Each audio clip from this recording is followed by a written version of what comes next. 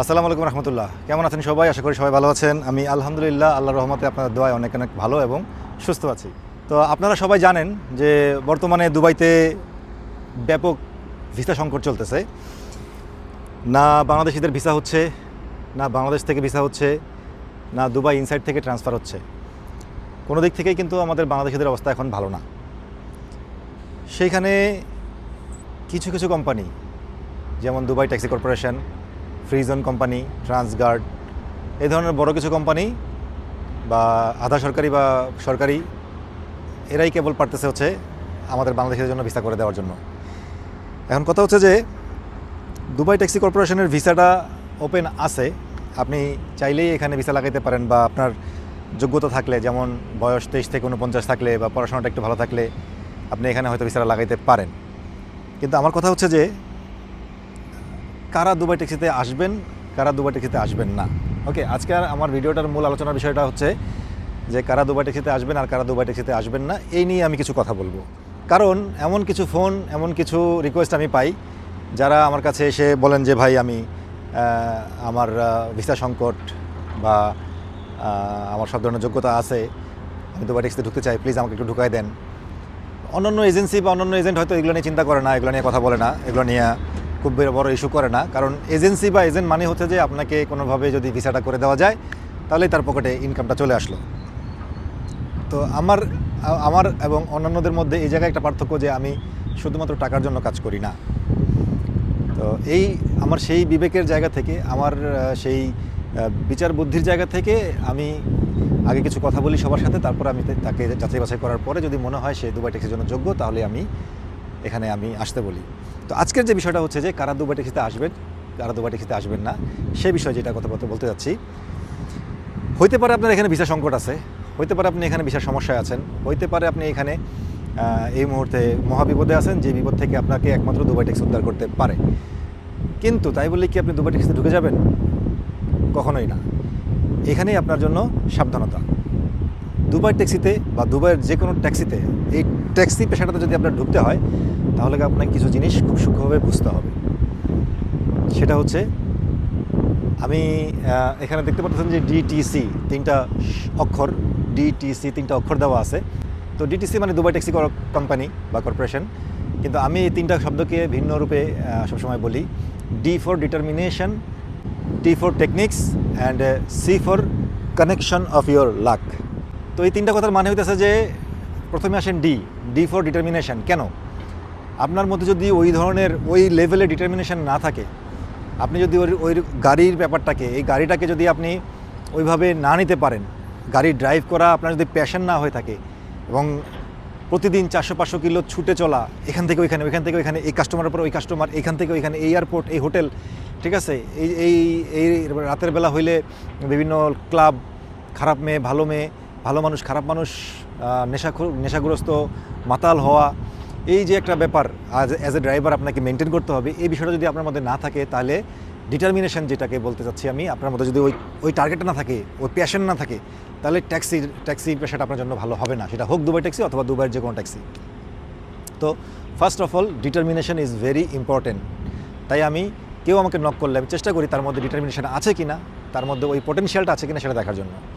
আশা করতেছি আমার এই আজকের ভিডিও দেখার পর থেকে আমাকে নক করার আগে সবাই এই জিনিসটা নিজের থেকে নিজে চিন্তা করবেন যে আমি কি দুবাই ট্যাক্সিতে ডিটারমাইন্ড কিনা, মানে আমি ট্যাক্সি চালাবো কিনা, আমি কি ট্যাক্সি ড্রাইভার হতে চাই কিনা। ট্যাক্সি ড্রাইভার হয়ে ওঠাটা কিন্তু তো সহজ না ভাই, এটা একটা অনেক বড় সাধনার বিষয়। ওকে, সময় দেওয়া লাগবে, ধৈর্য ধরা লাগবে, ফাইন খাওয়া লাগবে, অ্যাক্সিডেন্ট হবে, এই হবে সেই হবে, কাস্টমারের গালাগালি শুনতে হবে, টাকা মেরা চলে যাবে, মায়ের খাইতে হবে, কাস্টমার মাইরাও দেয় অনেক সময়, অনেক কিছু।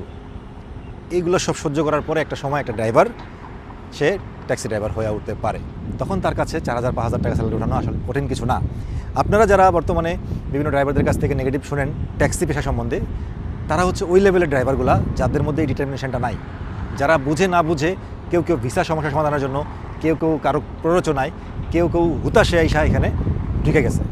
তারপরে তারা যখন দেখতেছে যে না, ট্যাক্সি ড্রাইভার হয়ে ওঠাটা একটা কঠিন বিষয়, তখনই তাদের কাছে বিষয়টা আর ভালো লাগে নাই।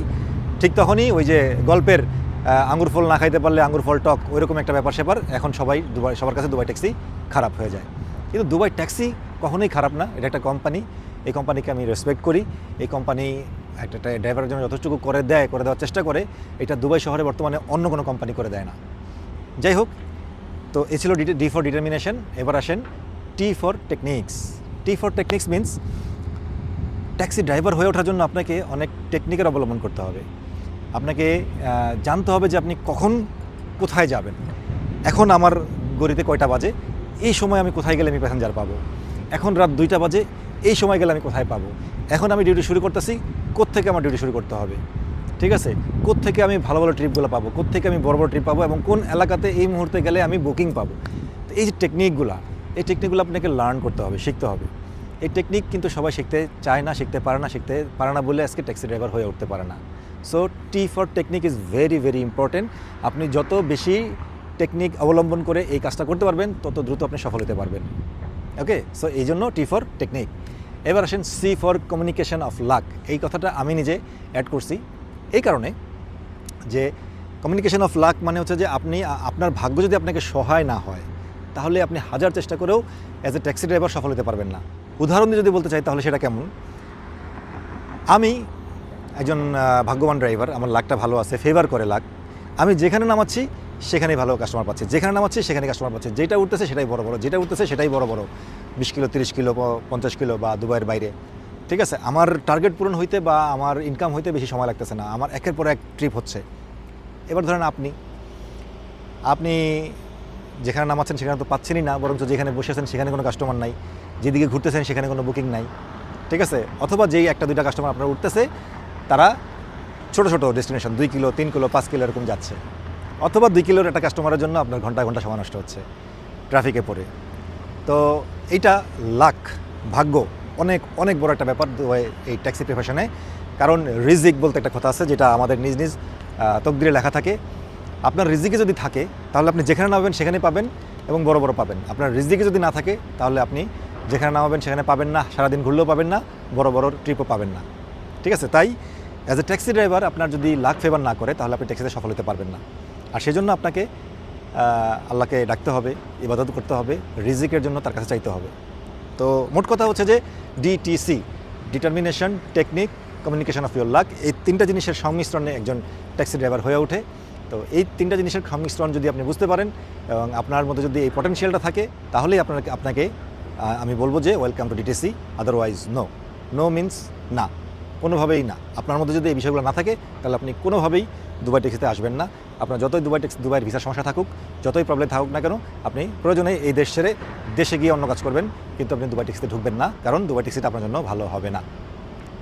তা নয়তো এই আপনার মতো লোকই ঢোকার পরে কিছুদিন পরেই কোম্পানিকে গালাগালি শুরু করবেন যে কোম্পানি খারাপ। আসলে কোম্পানি খারাপ না ভাই, এটা একটা সমন্বিত একটা বিষয়ের ব্যাপার অনেক কিছুর সংমিশ্রণে এই অ্যাজ এ ট্যাক্সি ড্রাইভার হয়ে ওঠা হয়। তো এই বিষয়টা যদি প্রপারলি কারোর জন্য সেট হয়, কাউকে স্যুট করে, তাহলে তার জন্য দুবাই ট্যাক্সি একটা আশীর্বাদ। আর কাজ যদি স্যুট না করে তাহলে তার জন্য দুবাই ট্যাক্সি হয়ে যায় অভিশাপের মতো। তো এই ছিল আজকে ছোটো ভিডিও। ইনশাআল্লাহ পরবর্তীতে আরও কিছু ভিডিও নিয়ে হাজির হব। ততক্ষণ মতো সবাই ভালো থাকুন, সুস্থ থাকুন।